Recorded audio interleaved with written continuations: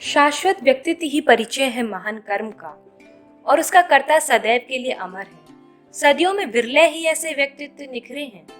हिंदी और उर्दू के सबसे लोकप्रिय व आधुनिक लेखक सुप्रसिद्ध श्री धनपत राय श्रीवास्तव, मुंशी प्रेमचंद जी, साहित्य को नई दिशा एवं समस्त पाठकों को नई दृष्टि प्रदान करने वाले कलम के सिपाही मुंशी प्रेमचंद की लेखनी सदा ही वास्तविकता, मुख्यतः ग्रामीण जीवन पर आधारित रही।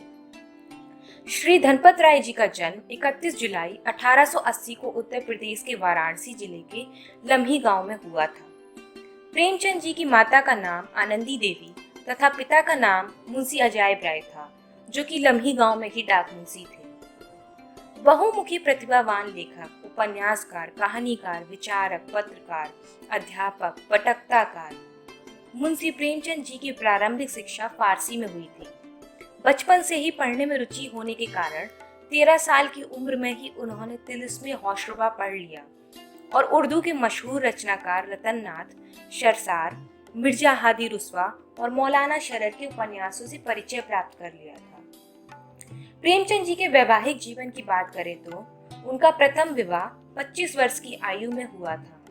1898 में मैट्रिक की परीक्षा उत्तीर्ण करने के बाद वे एक स्थानीय विद्यालय में शिक्षक नियुक्त हो गए और नौकरी के साथ उन्होंने पढ़ाई जारी रखी।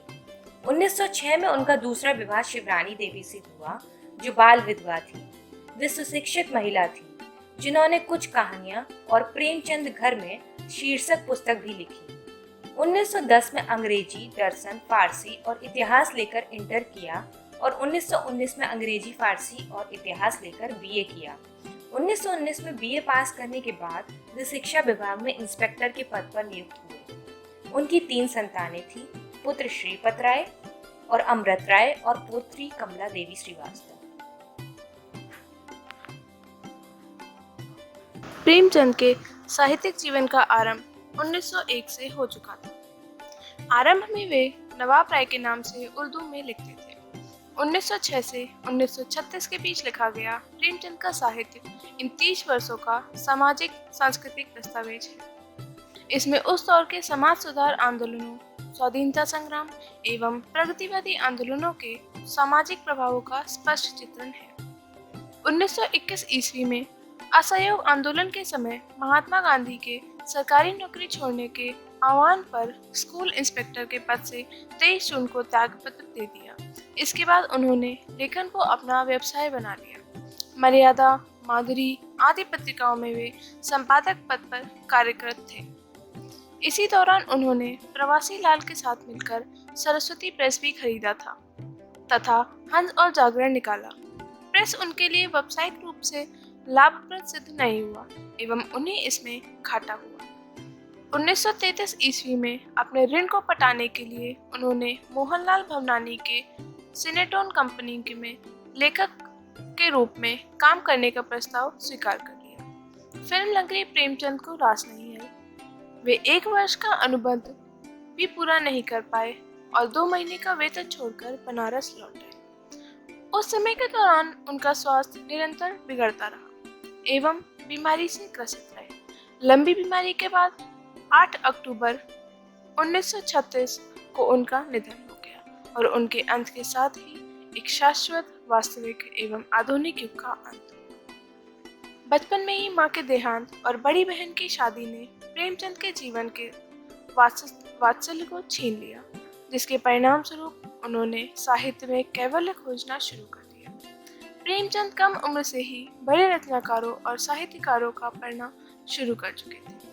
उस समय उन्होंने दुकान पर किताब बेचने का कार्य भी किया, जिससे बचे हुए समय में उन्हें पढ़ने का खूब मौका मिल सके।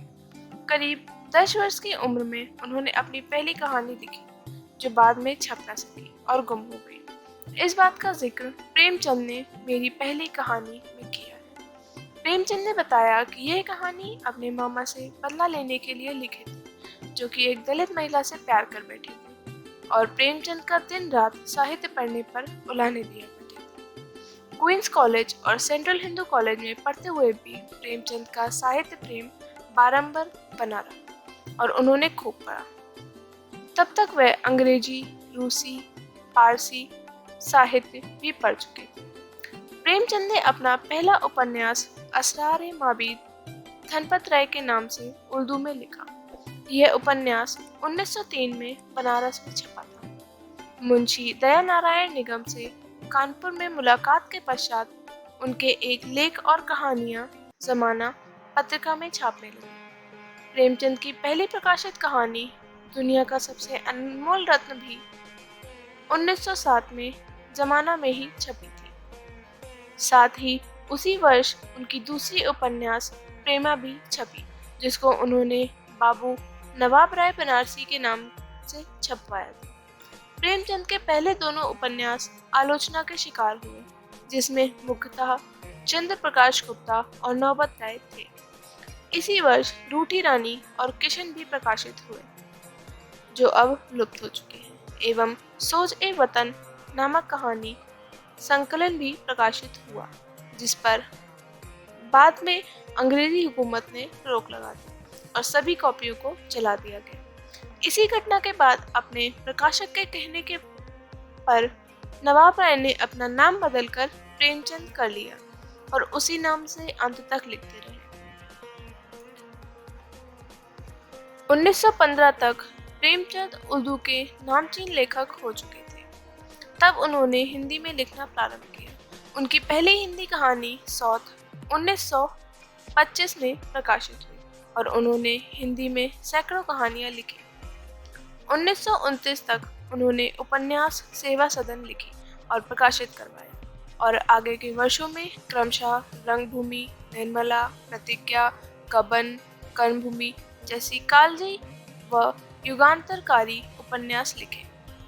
प्रेमचंद जी का अंतिम प्रकाशित उपन्यास गोदान है, जो 1936 में प्रकाशित हुआ, जिसको उनके आलोचक भी सबसे महान रचना मानते हैं। इसी वर्ष की कहानी संकलन कफन भी पाठकों के बीच अपनी उपस्थिति दर्ज कराई। प्रेमचंद जी द्वारा रचित अंतिम उपन्यास मंगलसूत्र अभी भी अधूरा ही है, जिसके सिर्फ 4 अध्याय ही उपन्यास सम्राट लिख पाए और सदा के लिए आंखें बंद कर गए।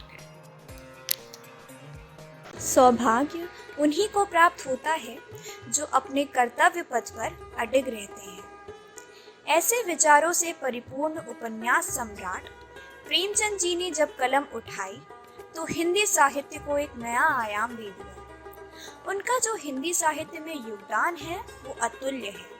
उन्होंने 12 उपन्यास और 250 से भी अधिक कहानियों की रचना कर साहित्य को जो गहराई दी है उसकी व्याख्या करना संभव ही नहीं है। वैसे तो हर कलमकार ही प्रयास करता है कि बेहतरीन तरीके से कहानी लिख सके, लेकिन प्रेमचंद जी सदैव इसी प्रयास में रहते थे कि वह समाज का दर्पण बन सके, कि वो जनसामान्य की भावनाओं को दर्शा सके। प्रेमचंद जी ने अपनी रचनाओं में समाज का वो चेहरा दिखाया जिससे हर कोई मुंह फेर लेता है।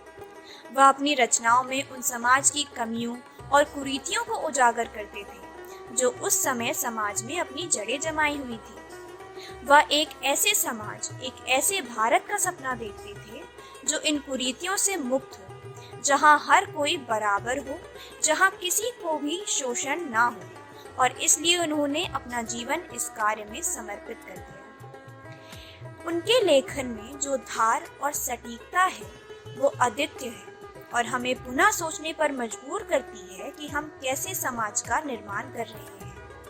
अगर हम उनके उपन्यासों को देखते हैं तब हमें पता चलता है कि प्रेमचंद जी को उपन्यास सम्राट क्यों कहा जाता है। उदाहरण के तौर पर अगर हम गोदान को देखते हैं तो हमें उसे पढ़कर पता चलता है कि गरीबी सिर्फ अकेले की समस्या नहीं है, अपितु गरीबी बहुत सी समस्याओं का मूलाधार है।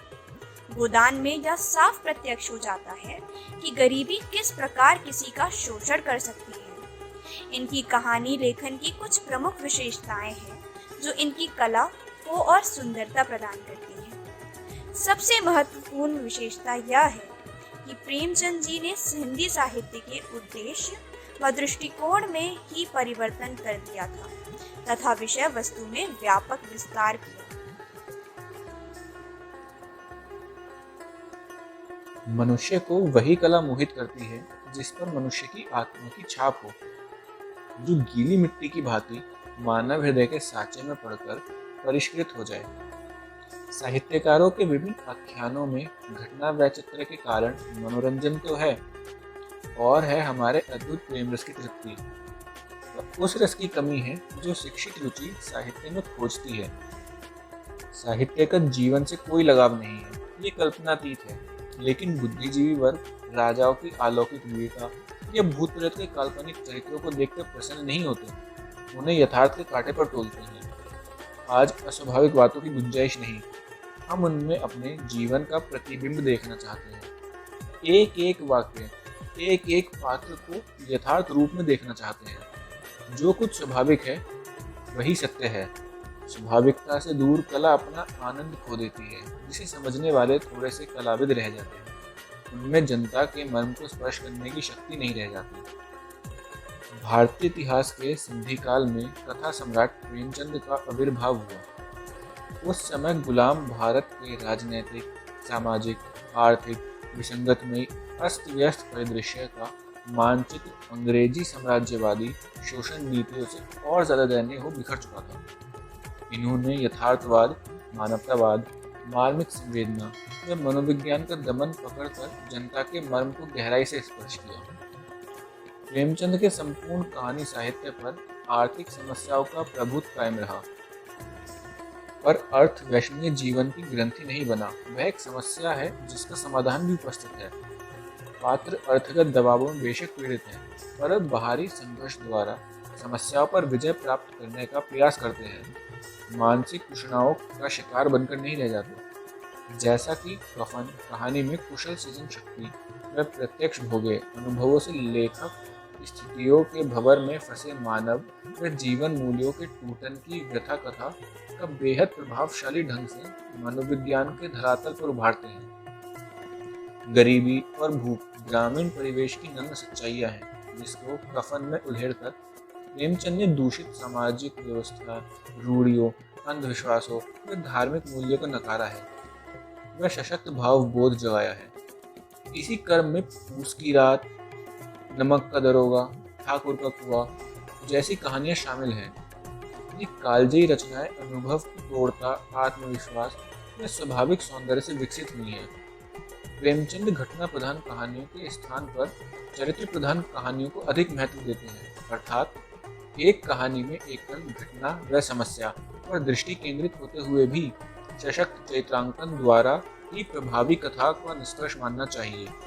जैसे अलग्योझा कहानी में पारिवारिक अलगाव, ईदगाह में बाल मनोविज्ञान, नशा धनी वर्ग की स्वार्थपूर्ण मनोवृत्ति, ठाकुर का कुएं में सामाजिक अन्याय, सवा सेर गेहूं व पूस की रात में महाजनी सभ्यता का विकराल रूप, ऋण की भीषण समस्या व बेटों वाली विधवा में बेटों का छल प्रपंच और बुजुर्ग पीढ़ी के अकेले पर्व की दर्द की व्यथा बूढ़ी काकी में।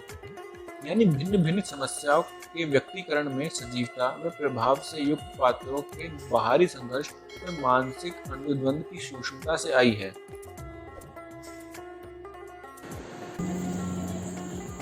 संवाद लेखन में प्रेमचंद कहीं भी तटस्थ होकर कलम नहीं चलाते, अपितु जीवन प्रवाह में सक्रिय भूमिका निभा उसे सशक्त गति प्रदान करने वाले कहानीकार हैं। संवादों की अन्य विशेषता उनमें कथ्य कम तथ्य अधिक हैं, अर्थात कथोपकथन नपेतुले अभिप्राय मंतव्य को स्पष्ट करने वाले और सारगर्भित हैं। यही विशेषता अन्य कहानीकारों में प्राय दुर्लभ है। खूब खा और आशीर्वाद दे, जिसकी कमाई है वो तो मर गई, उसे रोए रोए से आशीर्वाद दे, बड़ी गाढ़ी कमाई के पैसे हैं। कृत्रिमता व आडंबर से शून्य हो सीधी सरल होने के कारण प्रेमचंद की भाषा उनके व्यक्तित्व व कृतित्व की भांति ही आम जनता की है। उसमें इतनी चुस्ती, खानगी, इतना सादापन व सजीवता है कि आलोचक इसे प्रेमचंदी भाषा की संज्ञा देते हैं। उन्होंने अरबी, फारसी, उर्दू, तत्सम, तद्भव, अंग्रेजी, देशज तथा लोक सूक्तियों के सार्थक प्रयोग पर अद्भुत प्रतिभा का परिचय दिया। समाज के उच्च वर्ग, मध्यम वर्ग व निम्न वर्ग के लगभग सभी व्यक्तियों, किसान, मजदूरों, सेठ, साहूकार, पूंजीपति, डॉक्टर, वकील, क्लर्क, जमींदार, साधु, भिखारी, चपरासी, श्रमिक, विधवा, विमाता, अध्यापक, विद्यार्थी, पंडित, पुरोहित, राजा, महंत, कुल, वधुएं, राजमाता, वेश्या, स्त्री, बच्चे, बूढ़े के चरित्र को सजीव मूर्तियां प्रतिष्ठित कर दी। विविध स्थितियों के बीच इन विविध मनुष्यों के मन में कैसे कैसे भाव जागृत हैं, प्रतिक्रिया स्वरूप कैसी उनकी चेष्टाएं होती हैं, व्यवहार होता है, इस तथ्य की गहरी सूझबूझ प्रेमचंद को व्यापक रूप से है। यथार्थ जिंदगी से नाता जोड़े ये पात्र ऐसे सामर्थ्यवान सिद्ध हुए हैं कि जिनसे मानवीय संवेदनाएं व्यापी धरातल पर नहीं अपितु मानवता की सुदृढ़ भित्ति पर अवस्थित है। तथा साहित्य के उपरोक्त विवेचन के पश्चात इतना तो स्पष्ट है कि भाव, भाषा, कला, शैली सभी दृष्टियों से वे अमर कथा साहित्य के प्रेरणा हैं। भारतीय जीवन का सर्वाधिक विशाल और विस्तृत वर्ग का ऐसा कलाकार आधुनिक साहित्य में विरल है। तुलसीदास के उपरांत प्रेमचंद ही ऐसे समर्थ कथाकार हुए जिनकी वाणी उत्तर भारत से लेकर सुदूर दक्षिण छोरों को स्पर्श करती है। इतना ही नहीं बल्कि देश काल की संकुचित परिधि के अतिक्रमण पर इनका साहित्य अंतर्राष्ट्रीय सीमाओं को स्पर्श कर विश्व मानवता का आलिंगन करता है, जो एक महान उपलब्धि है।